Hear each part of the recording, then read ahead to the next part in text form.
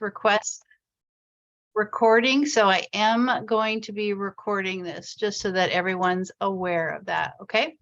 So tonight's speakers, we have 3 speakers tonight representing Seattle Animal Watch. Seattle Animal Watch is an all-volunteer organization that uses evidence-based advocacy to improve local laws and build community support for animal welfare. So tonight we've got Elise Murphy, Jill Allen, and Anna Hennessy joining us. So I'm going to turn it over to Elise. Are you kicking us off? Anna's going to get us started. Yep. Okay, I'm turning it over to Anna then. Okay. Can you hear me? Okay. Yes. Okay. So, okay, let me get this ready. Okay, well, hi, I'm Anna, and this is Elise. Elise, wave your hand, and Jill. And we're here representing Seattle Animal Watch. It's a brand new group that has been in development for the last 3.5 years. And all 3 of us are also Seattle residents. So we're here today to talk to you about the state of animal cruelty and neglect here in Seattle. It's an invisible issue that directly impacts Seattle residents and their companion animals, but it is not well understood, and it often happens behind closed doors. Before we get started on the presentation, however, I wanted to give you an overview of why we exist, what we're currently doing, and what we as an organization want to see in the city of Seattle. So this is our vision and mission statements. So this all started as an informal study group.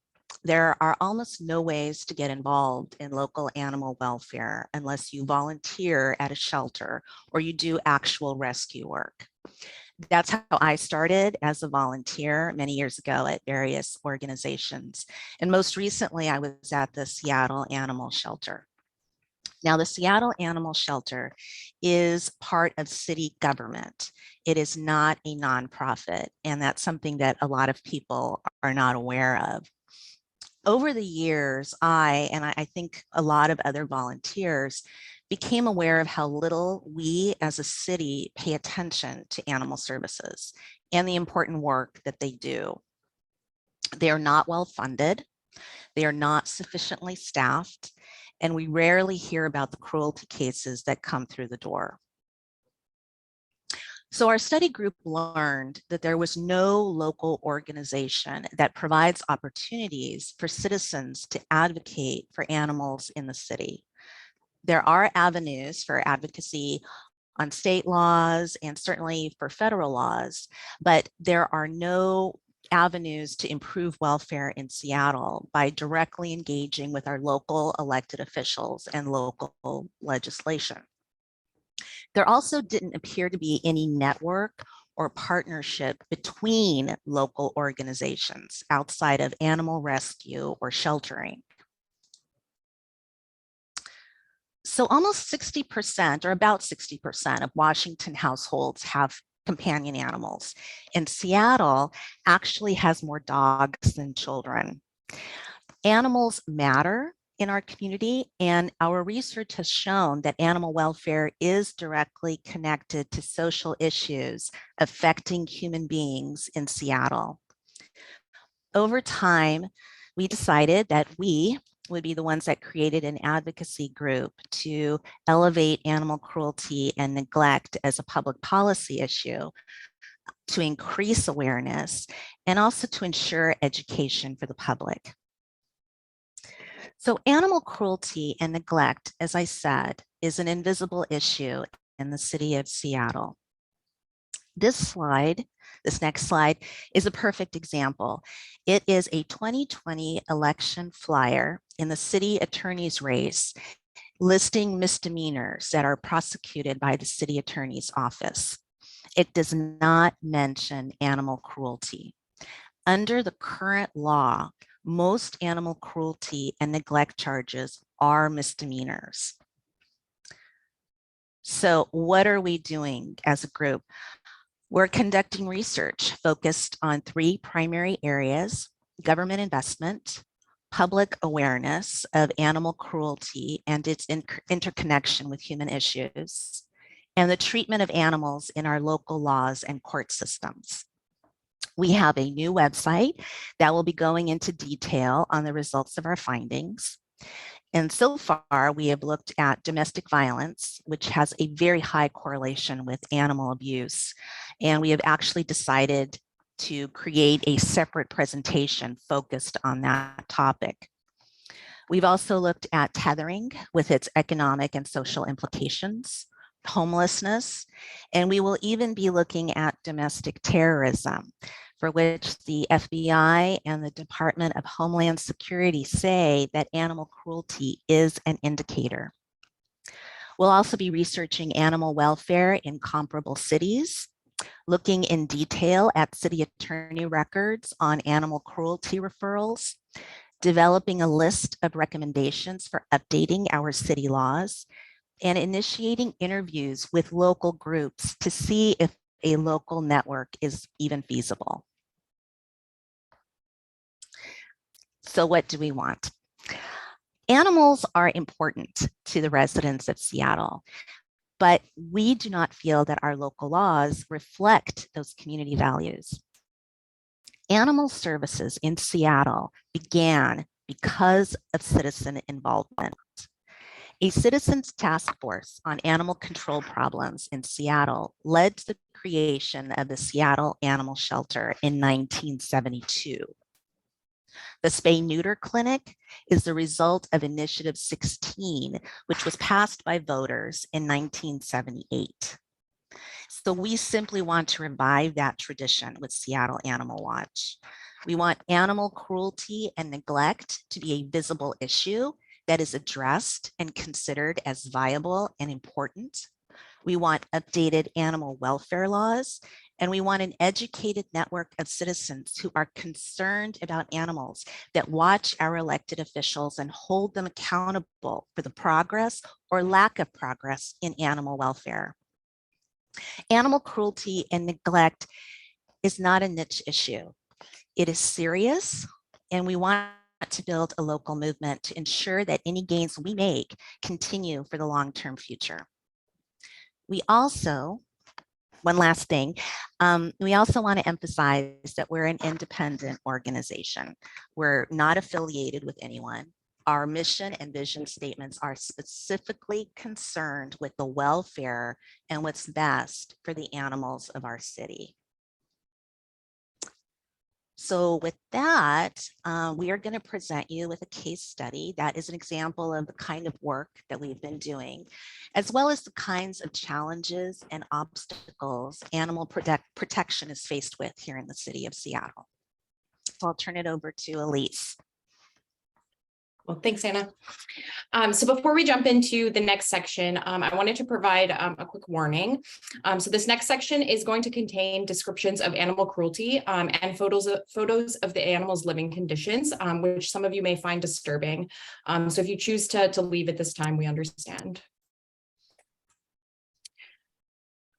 So for this particular case, the then director of the Seattle Animal Shelter was quoted in local news articles saying this was one of the most severe cases of animal neglect and cruelty seen in the city of Seattle ever. So in October 2020, a West Seattle community member reported suspicions of animal cruelty and neglect to the Seattle Animal Shelter. Humane law enforcement officers responded to the scene with Seattle police officer backup to search the home. What they found was pretty appalling. Officers discovered 222 live animals. 128 of them were guinea pigs, 77 were rabbits, and then 19 others were various species, including dogs, chickens, chinchillas, and mice. The vast majority of these animals, so 211 of them, were found in what officers described as deplorable conditions. They were cramped in tiny wire cages, they were caked in feces, and there was a strong ammonia smell from stale urine throughout the entire house. Nearly 200 of those animals had no access to food, and over half of them had no access to water either. In addition to the live animals that were discovered during the search, officers also found at least 75 animal skeletons, some of them that were just amongst the live animals, and some of them of which had been decomposing for many years. Now, it's important to take a half step back and tell you a little bit more about how these animals came to be in this position, because this was really not your average hoarding case. The defendant actually ran an animal transportation business, and some of his animals discovered at the scene were not actually his own. They were animals that other community members had trusted to him to transport safely to 4-H fairs and other events. 32 of the animals seized were eventually returned to their families. After searching the defendant's home, the animals were confiscated and taken to the Seattle Animal Shelter for care and medical treatment. Many of the animals were sick. Many of them were pregnant, and 7 of them unfortunately had to be immediately euthanized because their injuries or illnesses were just too severe to be treated. So an investigation was conducted, and the defendant was eventually charged with 7 counts of first-degree felony animal cruelty and 10 counts of second-degree misdemeanor animal cruelty. Felony charges are required to be prosecuted by the King County Prosecutor's Office. And as there were felony charges here, the case was referred to them, and the judge set the bail at only $7,500. Given that this case included 7 felony charges and nearly 300 animals were impacted, and if you include the dead ones, the bail was set incredibly low. This is largely because animals are treated as property under our current law, not as living beings. Local media reported initially on this story, and there were additional reports and updates after the charges were filed, but no follow-ups on this case have ever happened in the local media since the charges were filed. Now, not all of the charges will stick, and lack of media follow-up really just means that many residents that were interested and outraged by the case assumed that justice would be served. But how did it actually turn out? So the criminal resolution didn't actually happen for 18 months. It resolved in April of 2022. Possibly due to case backlogs from the COVID-19 pandemic, or it could be, the difference in priorities between different types of cases. The defendant pled guilty to only 2 charges of first-degree felony animal cruelty. The other 15 charges were dropped completely, including the 5 felony charges. Resolution also required that the defendant had to continue mental health treatment, adhere to 2 years of probation, and couldn't possess or transport any animals. So this was a bit of a hit to his livelihood. He'd no longer be able to operate his transportation business, but it's hard to argue that this outcome was adequate for the pain and the suffering inflicted by the animal or to the animals. Since their confiscation in 2020, the animals were under the care of the Seattle Animal Shelter.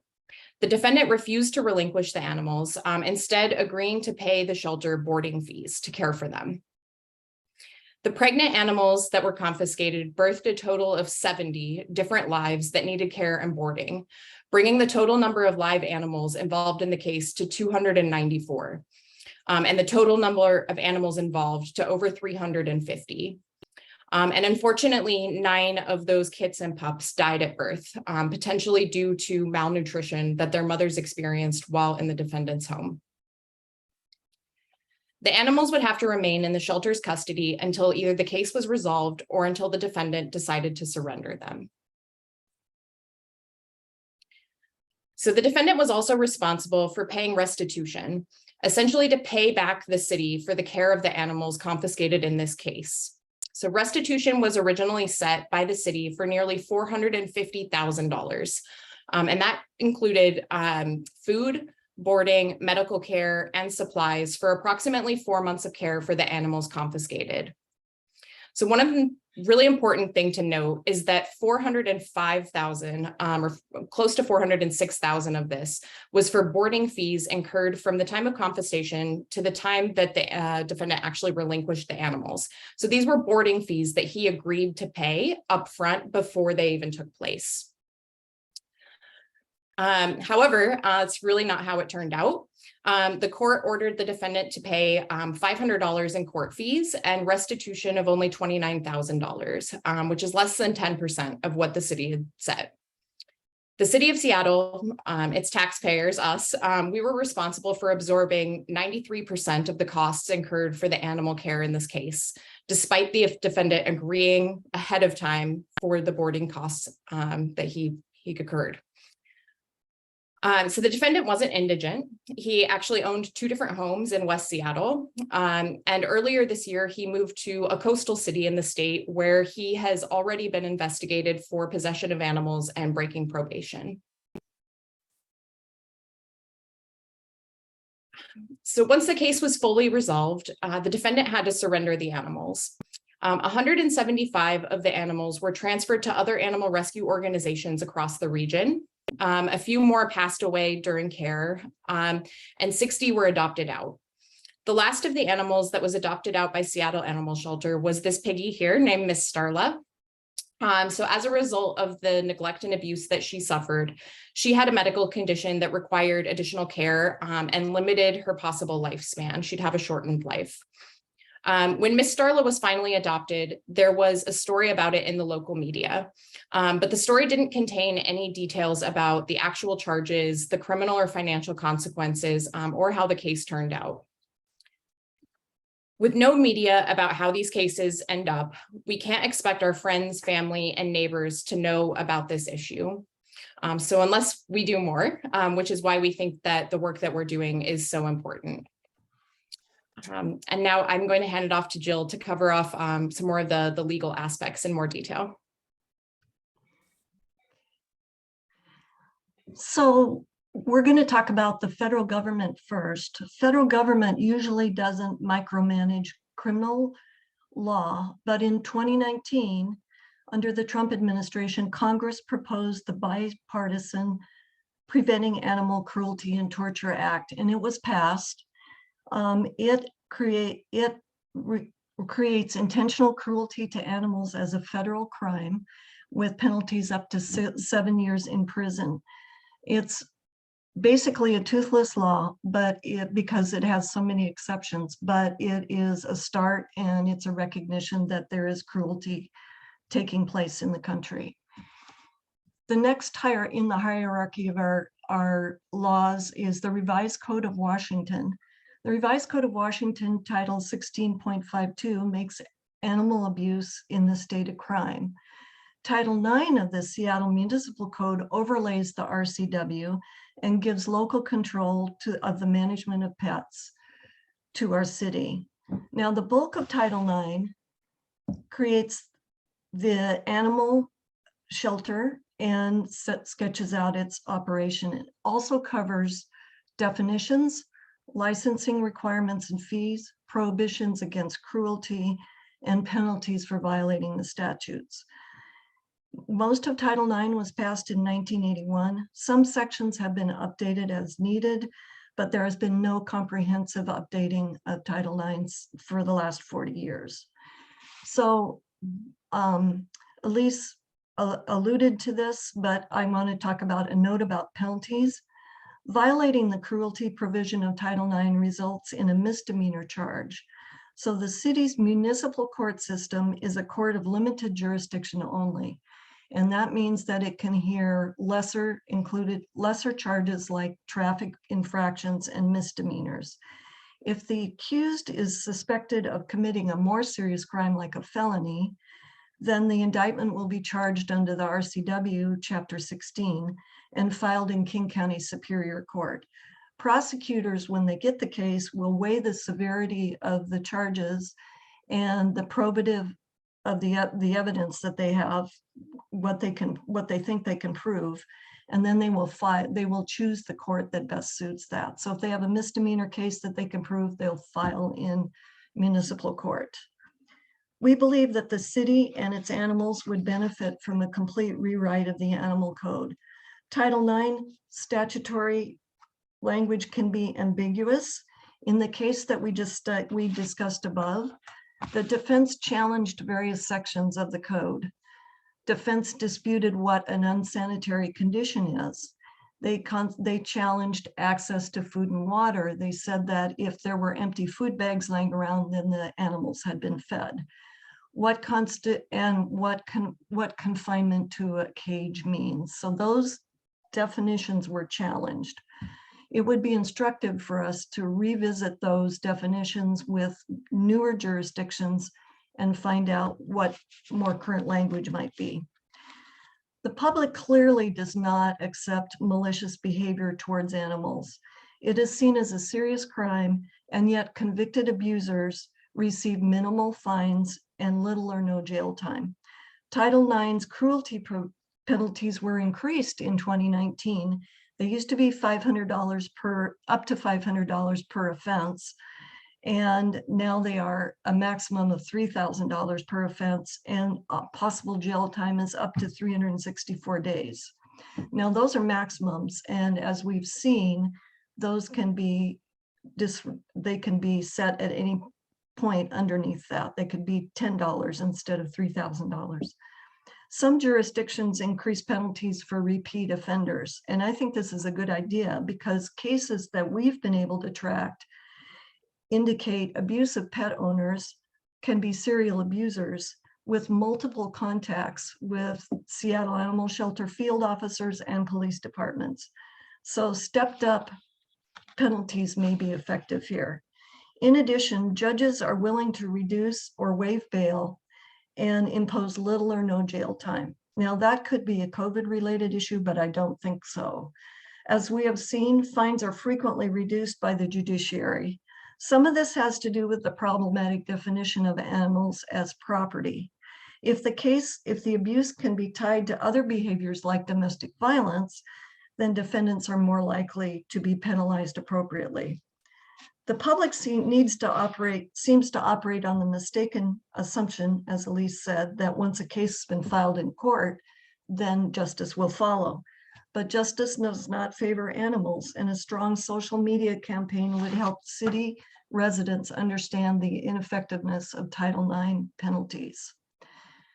So another weakness which makes it harder for us to see the abuse is that our animal code relies on underfunded agencies for enforcement.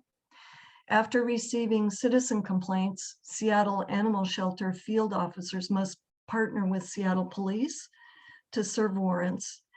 And they also check living conditions of animals living with convicted abusers. Both these departments are underfunded, and property crimes are not a high priority for a thinly staffed police department. In the case highlighted above, the initial entry into the property and the resulting search warrant were both challenged in court. So the sample case that we showed you has examples of the 4 functions that a good animal control package, thank you, Elise, a good animal control package has. The first one, as we've seen, is law enforcement. The second one is public safety and health, and that includes dealing with dangerous animals, disease prevention and control. And in our sample is what happens when there's deceased or sick animals. Is that a public health hazard? The other thing I wanted to mention here is that rabies is covered under our animal control statute, and that particular section comes from 1952. But there was a dead animal that had died from rabies in West Seattle last week. So the rabies issue has not gone away. The third function here is community service, which is Seattle Animal Shelter hosts a food pantry, which gives homeless people with pets pet food. They also care for lost or surrendered animals. And in our test case, they placed animals in foster care. And the 4th function is animal welfare, which is ensuring healthy living conditions.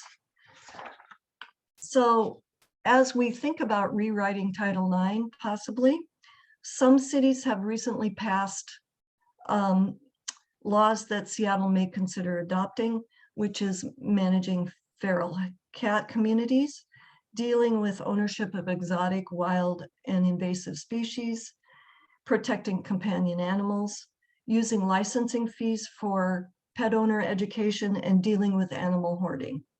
So I want to go back to a little bit about invasive species. Our state Fish and Wildlife Service is in charge of educating the public about what is an invasive species and why we can't have it. But it's information that is very difficult to find, and I don't see that there's cross communication with other animal agencies. I think the State Fish and Wildlife Agency needs to be more visible on this area because it's pretty well unknown. So finally, we will be, when we consider updating Title IX, one of the things that we'll be doing is doing a deep dive into the jurisprudence of animals as property. And one of the interesting ideas we've seen in the last couple of months is that animals as property are considered objects like your sofa or your tea kettle. And then there's humans. So in some jurisdictions, they are considering a sliding scale between those two as creatures with a different bundle of rights than an object or a human would have. And we need to understand the breadth of that, if that's what the cost benefit of that would be. As a national leader, Seattle could really make an impact on animal policy in this country. So next slide. If you witness animal cruelty, please document what you see. We need to have, as you can see, that citizen involvement is key to keeping animals safe in our community. And make sure that you date and time stamp those photos, make notes if you don't have your phone with you, and then call the animal shelter. Stay vigilant is a good suggestion. We know of a case in the city of Seattle where the field officers visited the person 14 times on citizen complaints before they finally arrested him or her. So, it may take a lot of persistence to get this person into custody and be held accountable. So next. And then we want you to talk to people, and especially talk to your elected officials or people that are running for office. Put this issue in front of them and ask them what they know about it.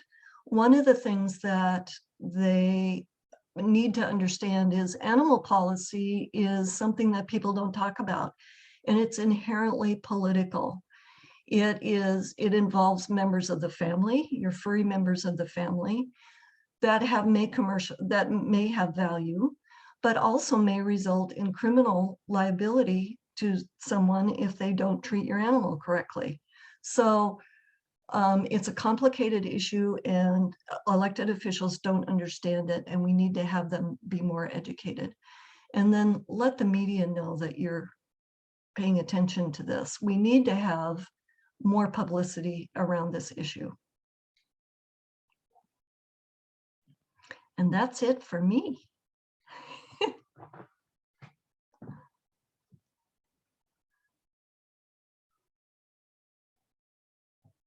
Sorry, sharing my screen. It took forever to find the unmute button. So lastly, I just wanted to leave you with, please, we have a website, www.seattleanimalwatch.org. There you can start to peruse some of the information that we started to put together based on different situations and cases that we've investigated. You can also sign up for our mailing list, where we'll be providing monthly updates to anybody that's interested on the progress of our research, what we found, case follow-ups, things like that. And with that, I think we can turn it over to any questions that you all might have. So I'm gonna start us off first. I gotta tell you, I've been aware of this group for a while, big fans of them. Until Jill, you just said it, I don't think it really hit me that animals are considered property. Like I have just like this, like, aha going on in my head. I don't know how like, that's a really big one. So the classification and understanding the creatures that we share our world with, thinking of them only as properties, and an either or binary approach really kind of hit me hard. So I'm thinking on that one.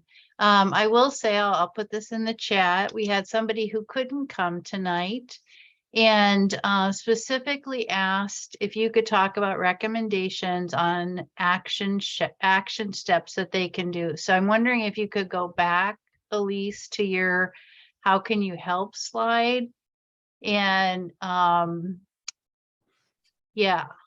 So that's probably the critical stuff. And I would love to share your slides for the people who could not be here tonight, because I think that's great stuff. So that was the one question that came in, specific action steps that people can take that would help. Yeah, and I'll just add to that. We'll definitely share the slides out after this. I'm so happy to distribute that out to folks. It was honestly a little bit challenging for us to figure out the right actions to identify to help get people engaged, because really we started this research by asking that question of ourselves, like, is there more that we should be doing? And then what are those things? We've been researching this for about maybe 3 years now. And this is where we're at. So this is a really complex topic. When we're talking about, changing the laws of the city, there's a lot that goes into that, and a lot we have to know ahead of time, be prepared for, coalitions to build, things like that. So definitely we're hoping to expand on this over time as we get more tangible, concrete steps that people can take to really help us, advocate for increased penalties or changes in Title IX, things like that. Those are the types of things that we're going to be, blasting out to the folks that have subscribed to our mailing list and continuing these types of presentations. So this is a great start, I would say, but there's so much more that the community can do. We've just barely scratched the surface. I have another question, but I don't want to monopolize it. So are there other questions from folks who are here? Just go ahead and unmute yourself. I have one. Go ahead, Diane. I'm wondering if you're working at all with the Seattle Animal Shelter Foundation. Are you involved in dialogue with them or not? Yeah. Anna, did you want to take that one, or? Oh, sure. So part of what we did was we did reach out to a few organizations to start interviewing. And so we did, so for example, we had 4 meetings with the Seattle Animal Shelter itself. And we met with someone, Jill met with someone who does the domestic violence, animal cruelty work over at the city attorney's office. We did reach out to the Seattle Animal Shelter Foundation as well. They are primarily focused on fundraising. That's their big thing. And that's not something that we want to, step into. We're kind of, that's where I said we're independent. We're working on animal issues, whereas the foundation, it's a lot of it is fundraising for the Seattle Animal Shelter itself. When we reached out to them, it was during COVID. And, it was a really hard time. We never really managed to get an interview with them, but it was, like I said, during COVID, they couldn't have their annual auction. They were trying to do a virtual furry 5K. So I think that now that things are starting to normalize a little bit for organizations, we're going to reach out to them as well. I think that one of the things that we, going back to what can people do, there's 2 other things I would add. Is one is to be vigilant, because one of the issues that we found is that, just like with domestic violence, a lot of animal abuse happens behind closed doors, or it happens in backyards, and it's not something that is always visible. So if you suspect something, it's better to say something. So that is one thing. The other piece is that we are trying to create an infrastructure so that we can be able to get people involved in legislation, in reacting to action alerts, to have different groups talking to each other. We're really early in the process because we really were at a point where it's like there's this huge vacuum that's not happening. So for citizens, I think right now what you can do is, again, talk to people, pay attention to what's going on. Just be aware of when we're talking about budgets, we're talking about things in the city, what's happening with animals, if it's being talked about or not. But also, if you want to get on our website, our mailing list, that is our goal, is to create a network and to create a partnership and something where we can get this moving. So there's an opportunity to be in that on the grassroots level. Mhm. And I'll add a couple quick things to that. So one is that, the foundation does a ton of amazing work. A lot of the really the fundraising things that they're working on are things that, in our view, should actually be funded by the city. A lot of them are basic animal care related things. And so they're things that, we should as a city be funding, and not relying on private donations to, take the place of or not. So that's one thing that, we found with some of our research. And then the second is, Anna talked about following up on, interviews and meetings and whatnot with the foundation is certainly one. But we also want to start building relationships with other nonprofit, rescue and welfare groups within the city as well, to try to help build that coalition. Because the more input that we can get from various organizations that have seen different things, overall, the stronger, we're going to come out and our recommendations will be. So just add those two things. There's a lot of groups working in Seattle doing rescue work that may not have brick and mortar, so, but they're all seeing things on the ground. And so it's really important to reach out to them and also see what they've seen and what, what their experience has been. So that's a whole other component of what we're working on. Scott, go ahead. Yeah, but I believe that it's disheartening to hear that like the media hasn't been really as active or can be a powerful ally.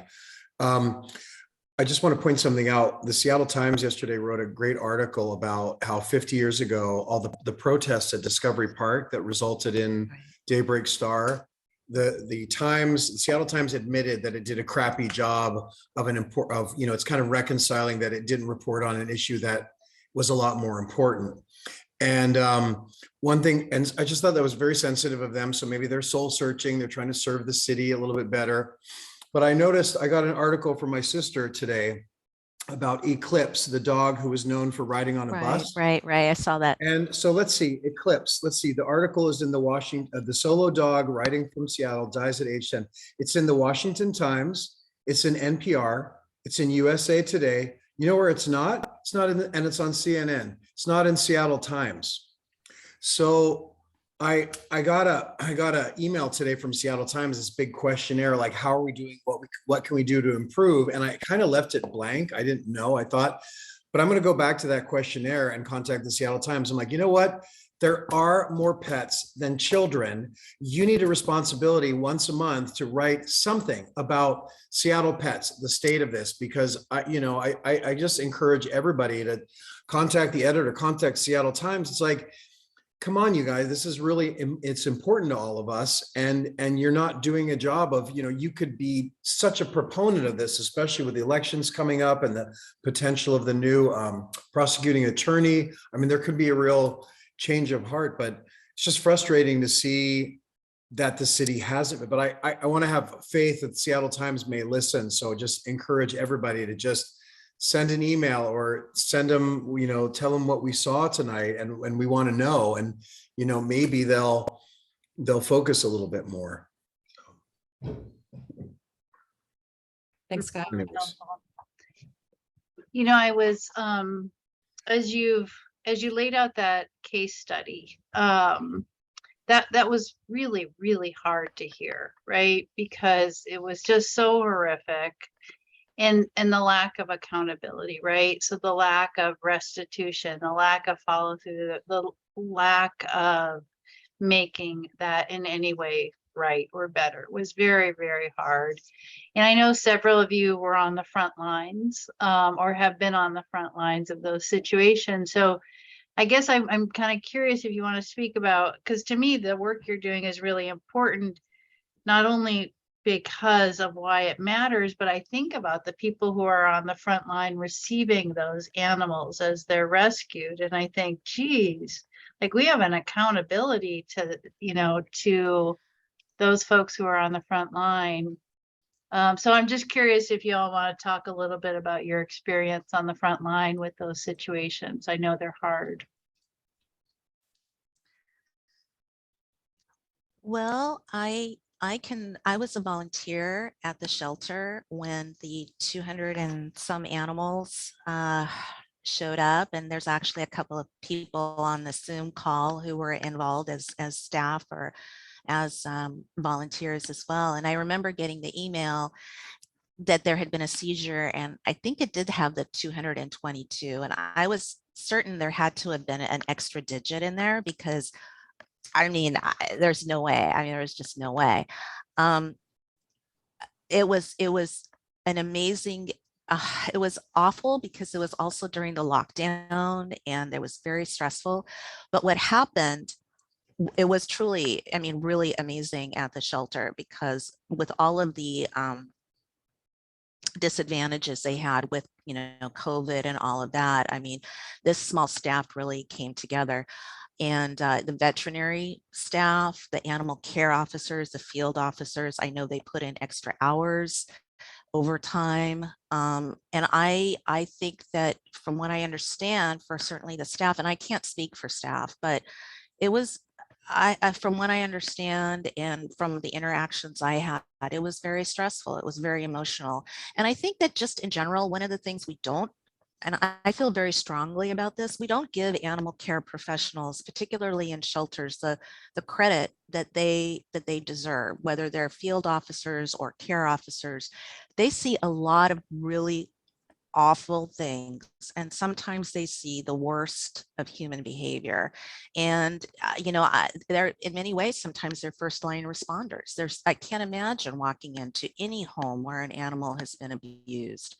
And I know that there are out there a lot of support and therapy, even that some staff, not necessarily Seattle staff, but just in general, the animal care profession goes through. And one of the things that has been happening is that there has been a bit of a collapse in animal services across the country. If you have an animal now and you are really struggling to get a vet appointment, it's really affected animal care, the veterinary industry as well. I think there's just been just a lot of stress, a lot of burnout, because you see hard things. You have to sometimes be in a life or death situation, can be day to day. And I do not believe that we as a society give credit and respect to the people who do this work. They go through, I mean, they have it. It's traumatic. It is very traumatic. And I know that there were also very upset volunteers as well, and they were not in the midst of all of that. But I think that we as a society really do not value animals, and we do not value the people who work with those animals as well. And I believe that we see that in our financial investment as a city. Yeah, there's a couple things I'll add to that. So one is that I know I have a number of friends who work in the pet care industry, and the rate of suicide amongst pet care professionals is one of the highest of any industry in this nation. And the reason is exactly that. You see the worst of the worst. And most things that walk through your door are not pleasant.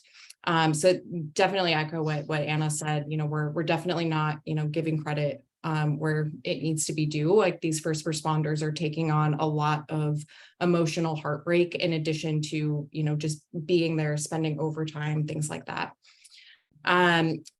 Before I moved to Seattle about 7 years ago, I did a lot of animal rescue work in Chicago as well. And I would say this is not an issue that is unique to Seattle only. I experienced very, very severe hoarding cases and animal cruelty and neglect cases there as well. And we had the same types of issues. And the big thing really is that, you know, animals are considered property under law. And when you have, you know, particularly in a city environment where there are a number of crimes that are happening, particularly property crimes, you know, these are things that are not going to be, you know, weighed in the way that, you know, you and I would weigh them in terms of like the moral significance of hurting or harming another being. And so that's something that, you know, across the country, we think, you know, needs to change. There's definitely been, you know, some steps to try to remedy that at both, you know, federal and state law levels. But really, you know, what we want to drive towards is, you know, Seattle is a very progressive city. We do have more animals than we have children. We should be a national leader in this space. We should be paving the way forward for other regions and other cities. And so that's really what we want to do with the work that we're doing. Thanks for saying that, Elise and Anna. Okay, let me just check in. And Elise, will you stop sharing? And just make sure anybody else has some final questions and we'll wrap it up for tonight. Really, really hard topic. I will tell you, I change the channel every time those commercials come on with the battered or injured. I know. I can't, it just breaks my heart and I can't do it. And I think what I really appreciate about how you all presented this tonight is you really made us aware of what the problem is, but it doesn't feel hopeless. Like it feels like, okay, there's some very clear solutions here. And I really, really appreciate how you approached it that way.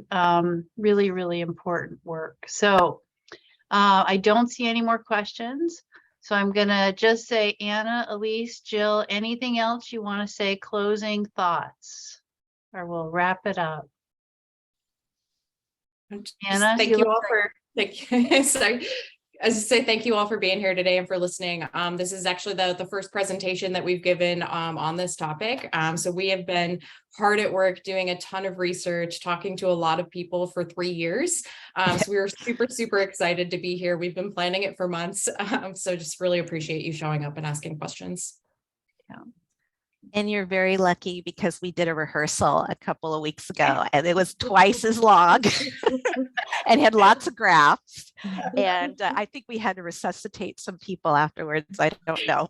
So you're very lucky. You got the happy, you know, it was also much prettier. Thank you, Elise, for doing all the PowerPoint. So yeah, it has been a real journey. But again, we're doing this because there's a need. We just identified a need. Yeah. So very clearly. So I think it would be great to have you come back in a year or so and tell us how things are progressing. And go ahead, Anna. Isn't October Domestic Violence Awareness Month? It is. Yeah. We were going to actually incorporate that, but it would have gone on forever. But that is our next, we're doing a separate topic on that because the link is huge. Yeah. Yeah. So, yeah. Yeah. Okay. Well, thank you for the content. Thank you for the work that you have poured into this for 3 years, the passion that led you to create the mission and vision of taking this forward. And we'll share your website and where people can sign up when we send out the recording.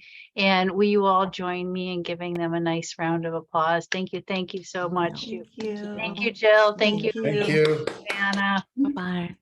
Thank Okay, you. thank you, everybody. Bye. Thanks, Good night. Marcy. You bet. Thank you.